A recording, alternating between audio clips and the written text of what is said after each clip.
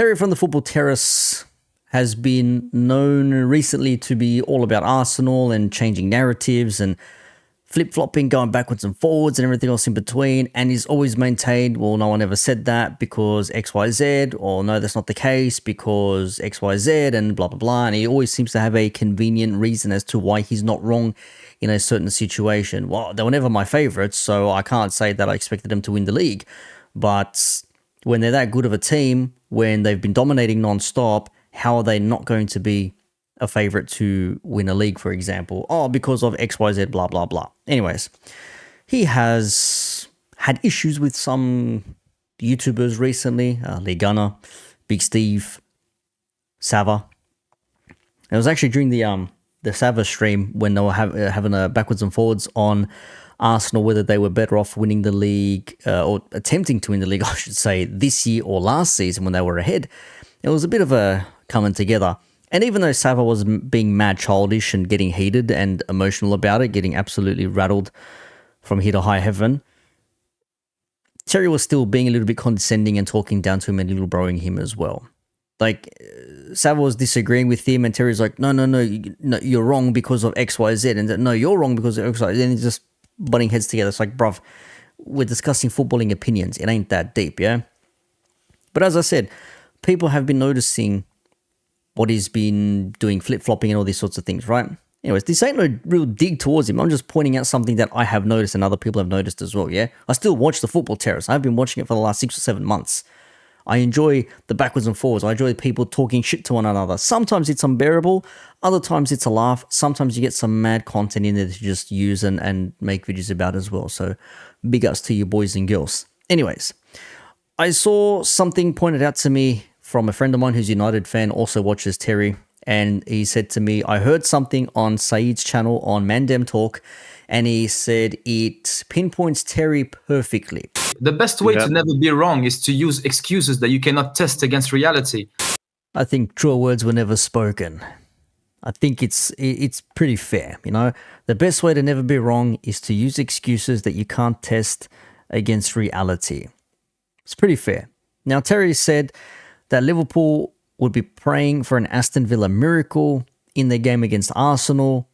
And by all accounts, the way I understand this, is him saying Liverpool praying for a miracle Villa win indicates that Arsenal should have beaten, or that they are going to beat Aston Villa hands down, no doubt about it. Because the miracle, of course, you know, something happening that has no actual explanation, no scientific backing behind it, without reason and rationale and all that sort of shit, right? You get what I'm trying to say, yeah? But then he wants to claim arrogance from Egal on Arsenal's part as to why Arsenal didn't win. So is it Liverpool praying for a miracle because Arsenal were just going to absolutely wipe Aston Villa? Or is he now going to go to the, well, the football gods say different things and the reason why they didn't win is because Egal opened up his mouth, or Arsenal fans were overly confident? Like, what are we doing here? And now they will be praying that Aston Villa can pull off a miracle. And of course, praying that Man City starts to drop some points as well, who look in absolutely imperious form right now. Egal, this is what you get. I will say this. When Egal came on, the Liverpool match reaction and started giving it the big one to Liverpool fans, the comment section lit up and just said, stop, Egal. We haven't played yet. Just wait till our game's over. It's not the first time that Egal has upset the football gods by giving it Billy big balls just before Arsenal kick off, and then they're not winning. It's not the first time that he has done that. So Egal did what Egal does, spoke way too soon, once again, tempting the football gods. Hope you liked the thumbnail, by the way. That was AI's creation. And basically talked it into existence, apparently. Terry now wants to say, well, Arsenal would have won. They definitely should have won if it wasn't for Egal speaking and doing this madness. That's not how it works, man. Like, is this win by Villa, by its own words, not a miracle, yeah? If he had just said Liverpool praying for Villa to do something or take points off of, you'd say, yeah, fair enough. It doesn't make it sound so far-fetched. Rather makes the task not impossible, but less likely, yeah? ergo not a miracle. A miracle indicates no chance was possible and for some unexplained reason why it happened or why X prevailed, yeah? Therefore, Arsenal were not arrogant, but Villa pulled off a miracle, so his initial claims are bullshit and someone should have their rent paid for a year that pulled that out. There was one comment that gave me inspiration and prompted me to do this video, and it reads, "Why are you going in on Egal talking about arrogance when you literally said on the Liverpool stream earlier that it would be a miracle for Villa to win today, Terry? Hypocrite much. Terry always conveniently forgetting what he says and making contradictory statements to try cover his backside for all potential outcomes. I always enjoy Arsenal's biggest cheerleader for the past couple of years, backtracking on streams when people come for him, though then trying to talk down to them, for calling out the bullshit he's chatted for months." And that's why I said at the start, can come across like he's condescending, talking down to you, little broing you. No, I never said that because XYZ, blah, blah. Good luck, try again. That's not how it works. Yeah, no, you're wrong. Thanks for coming. Thanks for the money. But anyway, see you later. Goodbye. That arrogance is what I'm talking about. That is arrogance. And speaking of arrogance, let's just go back to this again because there's one more clip of a super chat. Because now he's going to go on about the football gods, yeah? Being all arrogant and stuff. Coming at some arrogant talk from Egal and Arsenal fans, maybe. I mean, how is it you saying it's a miracle for Villa to beat Arsenal, but then claim arrogance from Arsenal fans, who by all accounts should have beaten Villa at home, is the reason why Aston Villa won and Arsenal didn't? Yeah? Let's go back one more time to that clip of the, always being right. The best way to never be wrong is to use excuses that you cannot test against reality. You deserve this loss, Egal. Good evening, Terry. Egal getting some stick tonight. Egal is the biggest jinx. Listen, in every corner of the world, there is a thing about jinxing things. There's a thing about the arrogance leading to a fall. In every culture, in every walk of life, it exists. So when I say the football gods, that's just a playful way of saying, don't be arrogant. Because whatever it is that I was reading the Bible the other day, that says a lot of shit about being arrogant, right? And what happens after you be arrogant. So I don't know. Maybe it's just, but I think calm down a bit. Now that that's done, let's go to Egal, the main man himself. The football gods came for him once again. Coming because of arrogant talk from Egal and Arsenal fans. I mean, I doubt it. I mean, if Terry says Liverpool needed to pray for an Aston Villa win as a miracle against Arsenal, but then wants to say, well, it was arrogance, the football gods came for you and all that sort of shit, which I don't buy, as you've just heard. But how is you saying it's a miracle for Villa to beat Arsenal, but then claim arrogance from Arsenal fans, by who all accounts should have beaten Villa at home? Again, Egal coming for everybody, and it has to be said that he spoke a lot about Liverpool failing, didn't think to wait until his team walked the walk. But ultimately, Arsenal had their legs tripped up. And, he went at Ram and Rack and basically said this was expected. It finally happened. I told you, Ram. I told you your team was spiraling into a situation that wasn't looking good. First, you drop points versus Man City. Then you drop points versus Man United. Then you lose to Atlanta. And the way you lost to Atlanta, you don't just get up and start walking again. You got battered. You're in the hospital. That's what happened today. Crystal Palace was the first opponent you faced after coming out of the hospital. And you know what? They took advantage of you guys. You guys continuously miss chances. Your morale's not there. As a team, you guys don't seem confident in your own selves.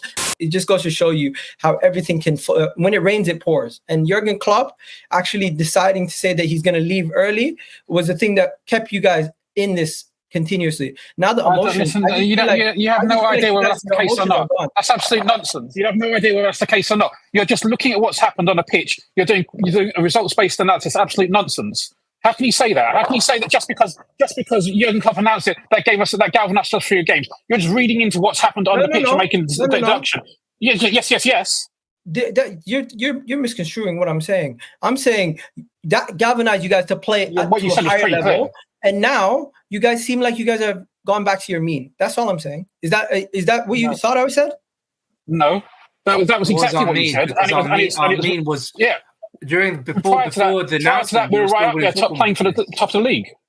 Now, Rack was quick to point out, hang on a second, you're talking absolute shit here because you're making assumptions out of something that you've just seen and put the two together, yeah?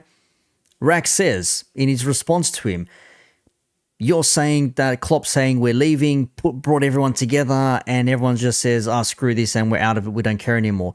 Could have been that the team was actually playing well. Could have been that the team was actually taking their chances. Could have been that the team was not conceding as many shots and as many goals on target as they were today. Against Palace, against Atalanta the other day, yeah? It could be the case that we were actually a good team and we were where we were because we were and are a good team. Obviously, the result the other day. Talk about that in another video. Keep your lookout, subscribe and like. Thank you very much. So Rack coming back to him, then throws it back towards Egal. He wasn't on stream, but the response was there, yeah? Because Egal clapped at him, he had his own stream, whatever, didn't come on, whatever, blah, blah, blah. But Rack was fair enough to point it out, and even in his rebuttal, he pointed out.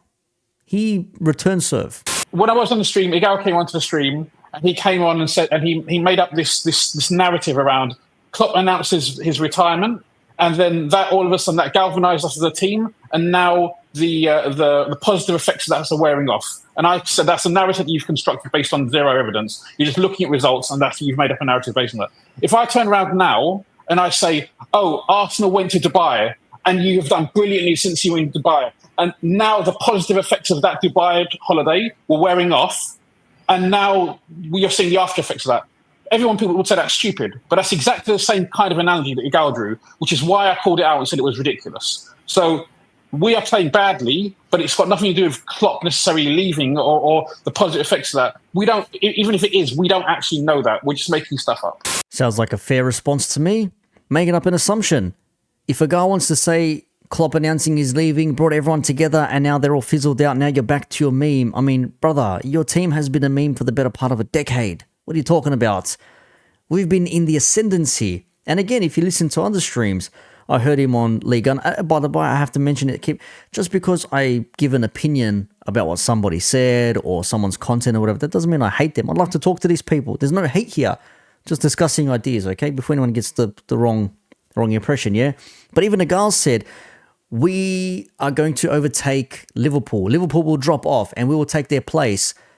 So I'm basically, what I'm hearing is, so Arsenal are not actually that good where they're better than Liverpool overall, but as soon as Liverpool drop down a few, Arsenal naturally will take their place because they're the next contenders to go up against Man City, as though that is something that we all know about. And it goes back to the arrogance thing. There's the arrogance. We will challenge again next year. Some people called Arsenal won't do it. Some said, no, we will do it. And they are doing it. And it's not over yet. Another video, please do check it out after this one or some point uploaded today, right? They're not out of it.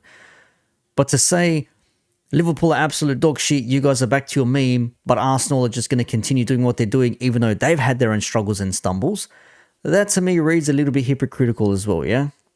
But it goes back to what I was saying before. Is it a miracle or is it arrogance? Maybe Arsenal were just not good enough on the day, just like Liverpool, missing shots in front of goal, chances galore, could not score if their life depended on it, or as I like to say, could not get a root in a brothel. Anyways, I'm done for this one. Links posted down below to all the videos. Shout outs once again to all you people watching this. One more time, I have to preface this. This is not hate or anything like that. We're just making observations, pointing things out, yeah? I'm not coming for somebody. I'm not gunning for somebody. I'm just pointing out what I see as a bit of a, hang on, let's unpack this moment, yeah? That's all it is.